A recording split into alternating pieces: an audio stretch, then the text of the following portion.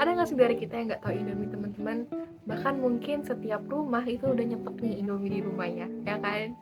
Dan saya yakin teman-teman mungkin nggak ada nih yang nggak pernah nyicipin Indomie sekalipun, karena Indomie itu menyebar luas nih di Indonesia, bahkan bukan cuma di Indonesia, tapi di luar negeri juga, teman-teman. Bahkan ada lagunya nih kan, yang kayak Indomie. Kita dengar aja yuk. Indomie, Indomie seleraku, Indomie dari dan bayi Indonesia, Indomie seleraku. Nah, bahkan itu lagunya tuh ciri khas banget, teman-teman. Bahkan sampai dibikin parodi, karena Indomie, siapa sih yang anak Indomie, teman-teman? So, aku ingin mengajak teman-teman untuk melihat perjalanan Indomie dari nol sampai sukses. Ini bakal panjang banget, dan sebelum itu let me introduce myself. Nama saya RL Giani Cassandra, program studi gizi Fakultas Kesehatan Masyarakat Universitas Sriwijaya angkatan 2023. So, gak perlu berlama-lama lagi, let's go. Nah, ngomong-ngomong mengenai Indomie, teman-teman, ketika saya melihat kembali nih perjalanan Indomie, saya tidak pernah tidak berkesan oleh dedikasi dan kerja keras yang telah membawa Indomie sendiri ke puncak kesuksesannya. Yang membuat pencapaian ini begitu mengesankan adalah kerjasama tim yang tak kenal lelah, dan juga semangat yang terbatas yang terus menerangi jalan Indomie menuju ke ketenaran global tentunya. Nah, kisah Indomie ini bermula dari ketika Sundono, yaitu pendiri dari Indomie sendiri, memulai eksperimen kulinernya di dapur kecil. Dia tidak sendirian, teman-teman. Timnya adalah pilar utama kesuksesan ini.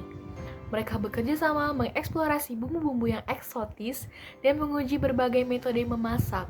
Pak Sundono sendiri tahu bahwa untuk membuat Indomie yang menjadi sesuatu yang luar biasa, dia membutuhkan kolaborasi yang kokoh.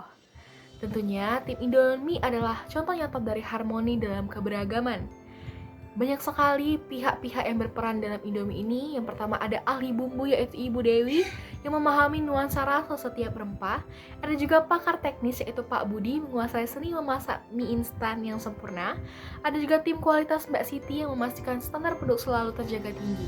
Mereka mencoba berbagai kombinasi bumbu dan teknik memasak yang menemukan rasa yang sempurna. Kadang-kadang mereka harus mencoba ratusan kali nih sebelum menemukan rampuran bumbu-bumbu yang benar-benar memukau. Namun mereka tak pernah menyerah, teman-teman. Setiap kali gagal, mereka kembali lagi ke dapur dengan semangat baru dan tekad yang lebih kuat. Kerjasama dan apresiasi terhadap peran masing-masing anggota tim adalah kunci kesuksesan mereka. Dan saat Indomie memutuskan untuk mengeksplorasi pasar global, mereka tidak hanya membawa produknya, tapi juga mereka membawa semangat tim yang tulus. Tim penilaian pasar yang mendalami selera lokal, sementara ada juga tim produksi terus menciptakan inovasi produk. Mereka merespon umpan balik pelanggan dengan cepat dan cerdas juga, teman-teman. Mengubah masukan menjadi perbaikan yang menjadikan produk Indomie semakin baik.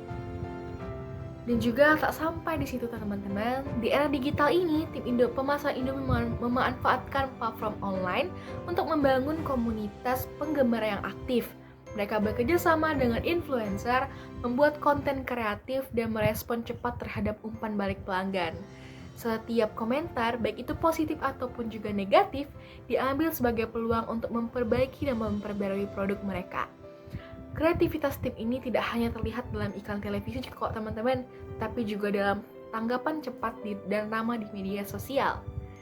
Dan juga saat melihat kisahnya kembali, kisah kesuksesan Indomie ini kembali, saya menyadari bahwa dunia bisnis yang terus berubah, kolaborasi tim yang baik adalah senjata rahasia. Menghargai keahlian individu, mendengarkan ide-ide kreatif, dan bersama-sama berinovasi adalah kunci untuk mencapai kesuksesan yang berkelanjutan. Indomie sendiri adalah bukti bahwa impian besar dapat dicapai dengan kerja keras, dedikasi, dan kerjasama tim yang tulus. Dan hal ini adalah pelajaran yang bisa diadopsi oleh setiap individu dan perusahaan yang bermimpi untuk meraih kesuksesan yang serupa. Bagi saya tidak ada hal yang mustahil, contohnya aja Bapak Sundono dan teman-temannya itu bisa, teman-teman, untuk bisa sesukses ini. Saya rasa kita juga bisa dengan melihat dan mengikuti gambaran dari kerjasama tim dari Bapak Sundono sendiri. So, kalau kita punya mimpi, jangan takut untuk kalah, jangan takut untuk gagal. Kita memiliki banyak sekali kesempatan untuk mencoba lagi walau gagal. So, semangat buat semuanya. Terima kasih sudah menonton. See you!